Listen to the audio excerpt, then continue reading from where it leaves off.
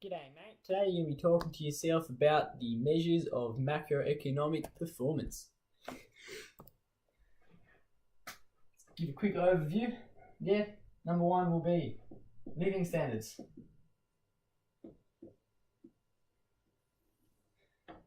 Number two will be the business cycle. Number three will be the price level. Number four will be public and national debt. Number five will be saving and spending. And number six, employment, will be covered in like 2 seconds. Alright, rising living standards. This, my friends, is dependent mostly on your GDP. Alright, or your GDP per capita. Simply means total GDP divided by the number of people in that country. Per capita is particularly good because it accounts for the size of the country. Okay, naturally China's GDP is going to be bigger than France. Perhaps not the best example because China is legitimately a machine, however, Alright, this excludes other potential aspects of economic prosperity, including assets. So any money you hold on to rather than spending or producing. Leisure time, working 16 hours a week, 16 hours a day and making $100 is not as good as working 2 hours a day and earning $100, even though the GDP will end up being the same. Your household production and subsistence farming, it does not include things that you make for yourself and consume for yourself, which a lot of particularly developing countries depend on. Happiness as well, which is an important measure of economic prosperity, and inequality, which is the big one. Alright, GDP will tell you how much money is in a country. It won't tell you how much money the poorest, middle, and upper class own. These are the drawbacks to living standards, GDP, as a measure of economic wealth. In general, in Australia, GDP is on the increase. It has been for the last 20 years. However, the income inequality has actually been worsening. This is largely due to corporate success, the increase in GDP. However, if the working class, this is called ground up building, were better, this would also increase. Instead what we're trying to do is the trickle down theory, which anyone with half a brain knows is bullshit. Stable business cycle. Growth in GDP is good, however, consistency is important, If 1 in every 10 businesses becomes a giant, but 9 in 10 crash and burn, your GDP will increase, however, most of the population will be worse off. Therefore, a low volatility equals a high rate of success. Australia's quarterly GDP growth rates, has looked somewhat like this. This being the 60s, these sorts of dots here, 60s, 70s, etc., blah, blah, this being the 2010s, down here.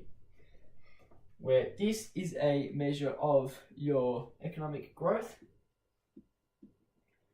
and this being the standard deviation.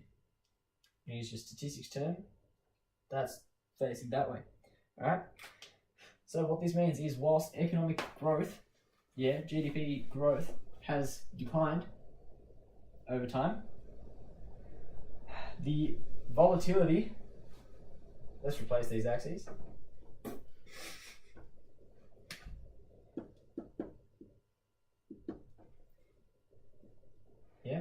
The growth is still quite good, and more importantly, the volatility is exceptionally low and decreasing. What's good about that is there is a high chance of success.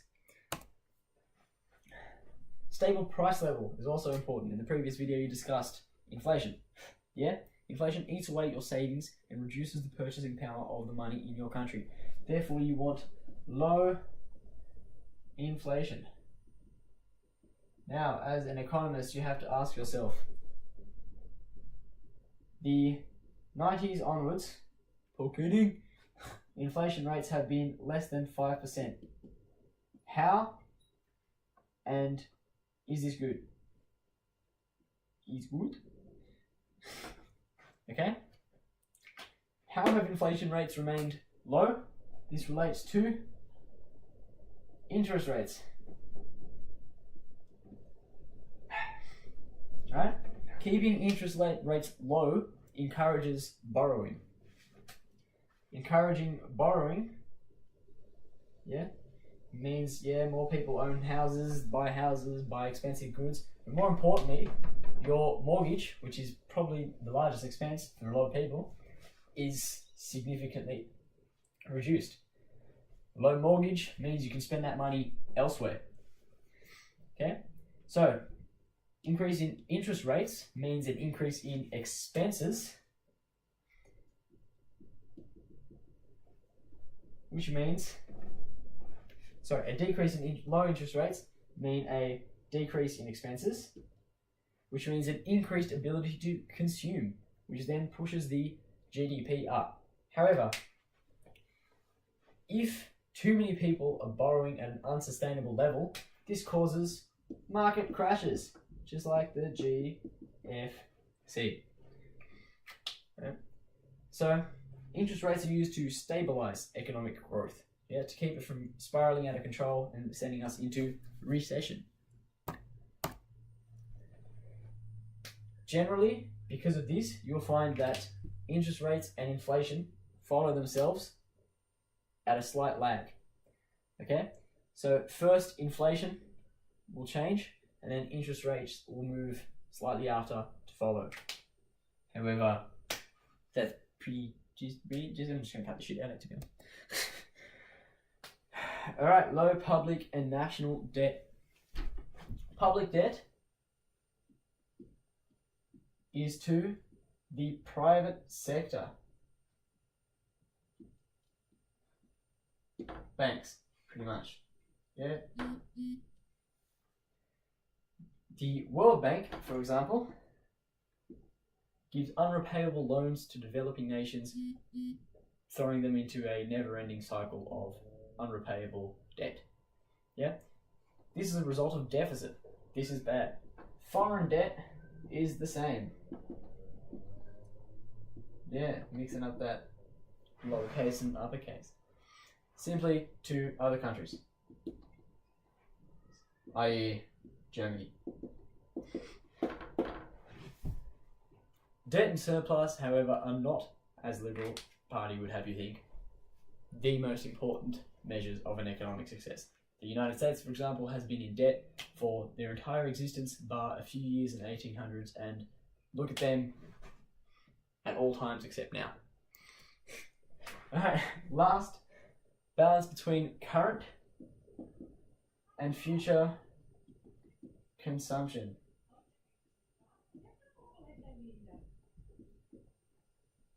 Alright, simply put, let's have a scale here. Here we have profligacy. Here we have prudence. To the measure. Hi, Maya. Who are you talking to? I'm talking to my computer. Why is it working? Can I have a minute? Chill.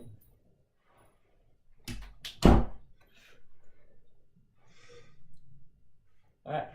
And fifth, we need a balance between current and future consumption. Okay?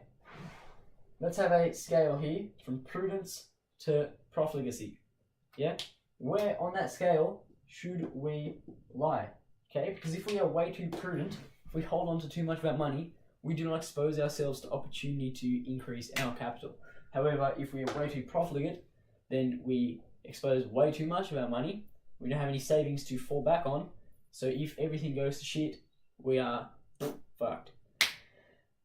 Normally, as a proportion of GDP, it's like a 50-50 split. So you'll go about here. You'll spend half the money that you own and keep the rest. Finally, employment. Now, the economy, even in its most efficient state, does not employ everyone that seeks work. Yeah? As an economist, you have to ask yourself, why?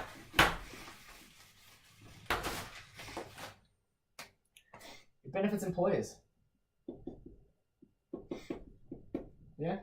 Because they have redundancy. If you sack someone, you can very easily find someone else to replace them.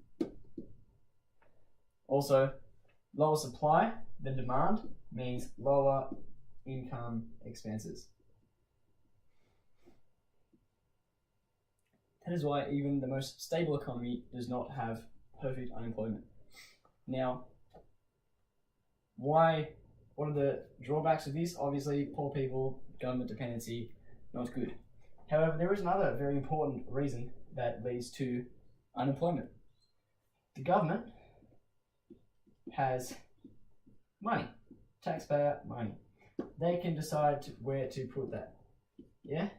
So say they decide to put less money in renewable energy and making careers in renewable energy than in mining. Alright? So, what's going to happen here, in this instance, is that skilled workers, people who train themselves to be able to work in renewable energies, will end up working here. Okay?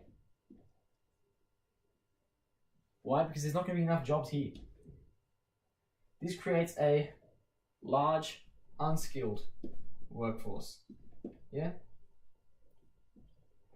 However, investing in renewable energies not only has the added cost, not only has the cost of investing in renewable energy, but also education.